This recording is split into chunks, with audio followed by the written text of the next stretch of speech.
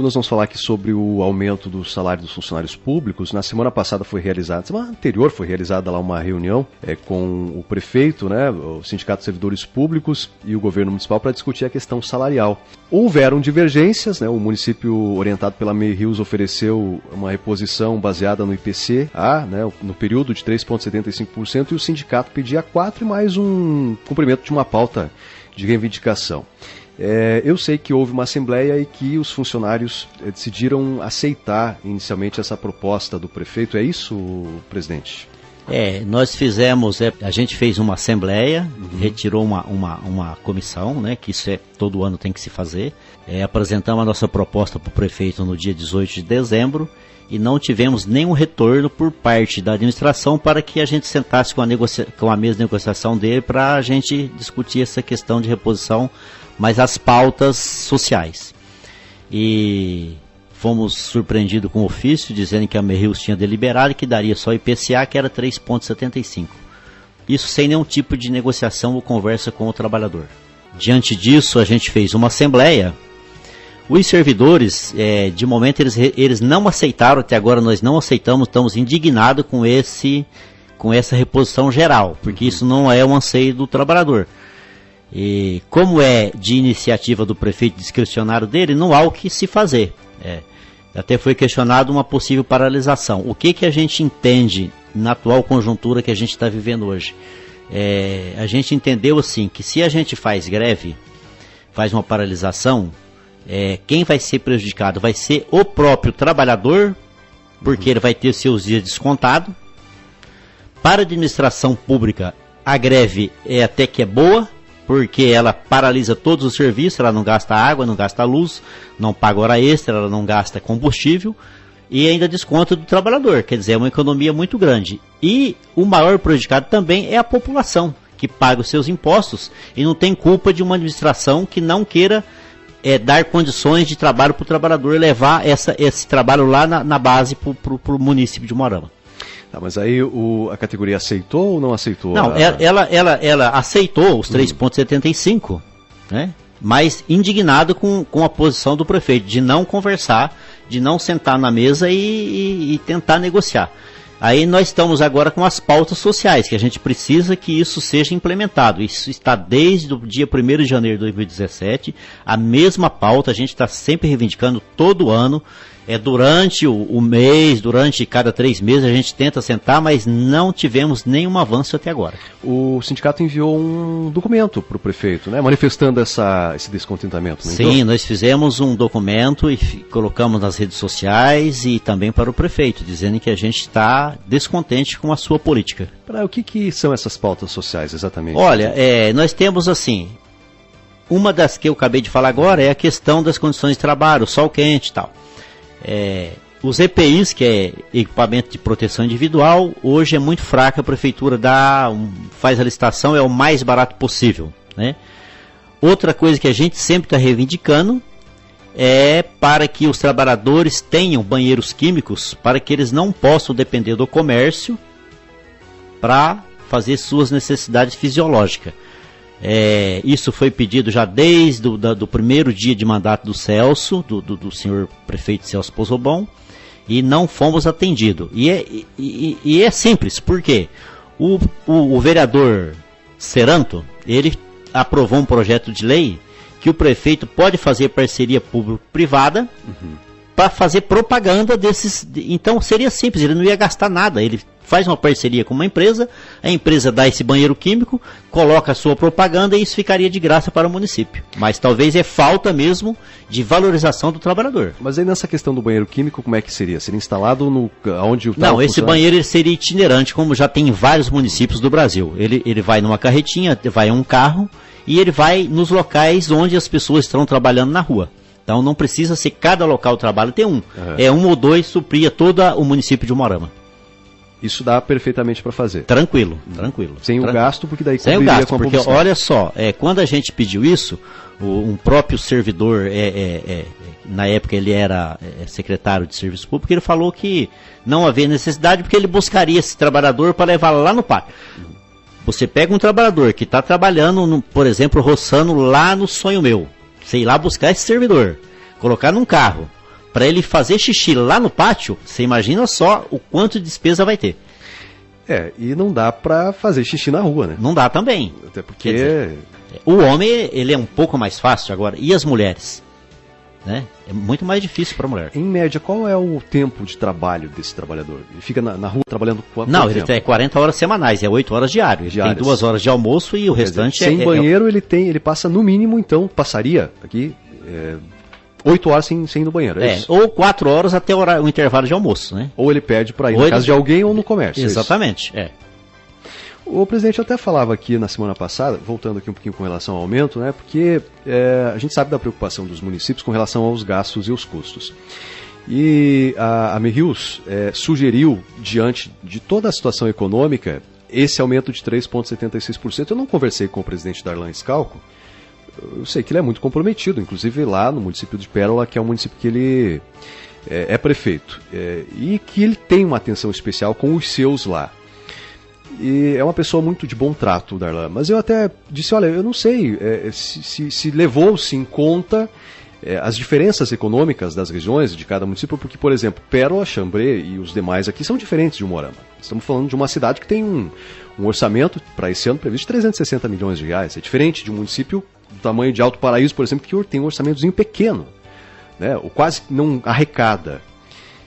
Será que não deveria ter sido observada essa questão? Levado em conta as diferenças? O senhor acha que tem que levar em conta essas diferenças? Ou a questão econômica é uma para todos? Não, não é. É como a gente tinha comentado aqui em off, nós fazemos parte da Confederação Nacional dos Trabalhadores Municipais do Brasil, e lá a gente tem uma pauta de negociação nacional, mas por várias vezes já fiz esse encaminhamento que a gente não pode fazer essa negociação baseada numa pauta nacional, porque a gente tem realidades diferentes. A gente não pode comparar o Umuarama com um município como Maringá, ou como Ponta Grossa, ou como Curitiba, ou como São Paulo. Da mesma maneira, a gente pegar um município lá do Piauí, um município de um estado pobre, que só vive do fundo de participação dos municípios. Ele não vai conseguir fazer essa pauta nacional. Então, ele precisa sim levar em consideração a realidade do município. Por exemplo, a nossa realidade de Umuarama. Hoje, o município de Umuarama, ele tem, em novembro, quando a gente fez um pedido para o município nos encaminhar a realidade do município em questão financeiras com folha de pagamento, a gente estava lá com 43%. Então a gente tem aí até 43 para 53, que é o limite máximo, tem 10%. Então é uma realidade do município de Umuarama tranquila. Daria para fazer. Tranquilo. Não digo 10, mas a nossa reivindicação, que seria 7, chegamos até 4% para ter um ganhozinho real acima da inflação. Infelizmente não foi negociado nada. O senhor me dizia que isso em algum momento vai dar um problema, porque parece que isso depois vai ter que ser pago, existe um passivo, é isso? Então, a gente tem essa preocupação com a falta de comprometimento com as finanças do município, por quê? Isso vem passando de prefeito a prefeito. Como ele sabe que a justiça é morosa, a única conversa é a seguinte: judicializa que o que a justiça mandar eu cumpro. Então, veja bem, está criando aí um passivo enorme, porque infelizmente alguém vai ter que pagar isso, porque o servidor tem direito. Por exemplo, em janeiro de 2017, a gente encaminhou um documento para a administração dizendo que as férias dos seletistas não tinham sido pago corretamente. Mandaram a gente cobrar do prefeito Moacir, mas o prefeito Moacir já não era mais prefeito. Vai cobrar como? Então, quem vai pagar? Ou é o prefeito agora, não sei se ele tem intenções de ser candidato à reeleição, se ele tiver vai ficar para ele, ou se ele não tiver vai ficar para o próximo. Então, é um dinheiro que vai comprometer as finanças do município. Eu tenho observado muito essa discussão e em alguns momentos se diz o seguinte: olha, quem fez esse plano de carreira, de cargos e carreiras dos servidores era louco. Eu não sei nem que gestão que foi. Sim, foi com o Dr. Luiz Renato. Luiz Renato. Bom, mas o que dizem? Que vai chegar um momento que o município não tem mais como bancar essa folha de pagamento. E aí, por exemplo, foi isso que abertamente eu até sugeri, disse, olha, eu acho que precisa explicar essa situação, então tem que vir a público explicar porque, por exemplo, a questão da necessidade de mudar o plano e cargo dos professores, mas não houve essa explicação na época, de que não tem como prever gastos, né? Então você vai fazer um concurso público, os professores lá não conseguem prever, porque paga o salário diferente para o professor que tem pós-graduação e tal. Aí se diz muito o seguinte, que vai chegar um momento que o município não vai mais conseguir bancar essa folha. O senhor observa dessa mesma forma, presidente? Olha, lá atrás, em agosto do ano passado, do projeto 037, que não passou na Câmara, por isso que o professor está sendo retalhado hoje, porque nós não deixamos esse projeto passar, porque ia retirar muitos direitos, a gente fez um impacto financeiro. Nós temos uma assessora do DIEESE, e também da PP, que fez, e não é isso que vai acontecer. Sabe por quê? No nosso município, hoje, nós temos 2 professores com doutorado. Só 2. Temos uma média de 4 ou 5 com mestrado. Então, esses 5 servidores não vai impactar uma folha de pagamento para ele não poder pagar. Mas se ele evoluir na carreira dele, ele pode vir a ganhar mais, não? Não, ele chegou aí, ele não tem, é 20%. Uhum. Então, não tem como dizer que vai ter mais. Ele é 20%. A lei diz, ele, a cada 2 anos, ele faz um curso, ele ganha 5%, até o máximo de 20%. Parou, ele não vai mais crescer. Uhum. Ele vai crescer no tempo de serviço, adicionar o tempo de serviço. Mas aí isso não, a longo prazo não impactaria? Não, é 2%. Não comprometeria toda a folha? Não compromete, não compromete. Tanto é que nós temos hoje o Fundeb, ele diz que está aplicando 137%. Só que nós temos que saber o que é que ele está aplicando de educação e que não é de educação, que também entra junto com a folha de educação. Uhum. Tem muitas coisas que não é para educação. Parece que do Fundeb está indo tudo e mais um pouco. É o que ele diz, né? É o que ele diz, né? Mas isso aí é uma coisa muito difícil de você conseguir saber. Esses números é difícil. Isso aí é só bem um especialista. Nós temos hoje o conselho do Fundeb, pessoas, servidores normais, que chegam lá, tem uma planilha, está aparentemente certo. Tudo bem, aprova-se as contas. Sabemos que as contas sempre foi aprovada corretamente. Não tem nem nada que se diz que o contrário disso, né, que o prefeito está fazendo. As finanças estão em dia. Mas a nossa preocupação é a valorização do trabalhador. Ele vai voltar com o projeto, não o 037, mas ele quer fazer uma reforma no plano de carreira do professor. Sabemos que precisa. Sabemos. Mas não da maneira que estava sendo implantado. Enfiando goela abaixo sem discussão. Vai chamar a comissão agora, nós fizemos algumas propostas, e se eles aceitarem a nossa proposta, nós aceitamos a dele, chegamos no meio termo, e aprovamos um plano de carreira que seja bom para os 2 lados. Então, o diálogo nesse aspecto, o sindicato nesse aspecto está aberto ao diálogo. Estamos abertos. Inclusive, nós já recebemos a secretária de Educação lá no sindicato, procurou a gente, conversamos, provavelmente deve marcar por esses 15 dias uma reunião com essa comissão, para analisar esse projeto de lei, e nós vamos chegar num denominador comum desde que seja bom para os 2 lados, né? Conseguiu atender os funcionários com o negócio das creches, ou teve muito funcionário público lá que ficou com problema? Não, eu acredito que sim. Conseguiu atender? Acredito que sim. Esse momento agora, passado, desse encontro com o prefeito, lá na prefeitura com os vereadores, mostra uma abertura de um diálogo, uma conversa inicial, uma disponibilidade talvez maior do governo municipal em abrir um canal com diálogo, ou isso ainda está muito imaturo? A análise que eu faço é a seguinte, não tem esse diálogo não. O sindicato foi recebido pelo prefeito porque a Câmara Municipal fez um pedido de uma conversa. Então o que eu entendo, isso é análise minha, que o prefeito agora ele está dependente da mesa diretora da Câmara Municipal, porque ele não tem mais maioria dentro da Câmara, então ele atendeu um pedido dos vereadores, e o sindicato foi de embalo nessa conversa. Mas não tem diálogo não. Tanto é que ele disse que ele vai fazer uma análise das nossas propostas de reivindicações de pautas sociais e vai devolver para a Câmara Municipal. Não falou que vai mandar para o sindicato. Então a negociação não vai ser feita, vai ser via Câmara, não vai ser via Câmara. Então ele falou que vai fazer uma análise e depois ele daria uma resposta para os vereadores. Então, quer dizer, não tem conversa com o sindicato. Como é que o senhor deve encaminhar? Como é que o sindicato agora deve encaminhar essas demandas aí? Judicializa, não judicializa? Continua dialogando? O que o senhor vai fazer? Como é que o sindicato vai proceder nessas questões todas? Essas questões sociais a gente vai tentando conversar. Né? Agora, judicialização, a gente já fez esse mês agora, só de férias 300. 300, que é aquilo que eu te falei de um passivo, aí, um ativo, lá para daqui 3, 4, 5 anos, né?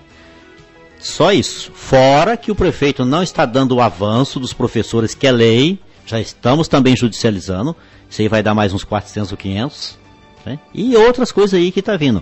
Assédio moral, perseguição. Então, infelizmente, o trabalhador servidor municipal hoje, ele está muito desvalorizado. Muito desvalorizado. Aí nós temos um problema sério com atestado médico.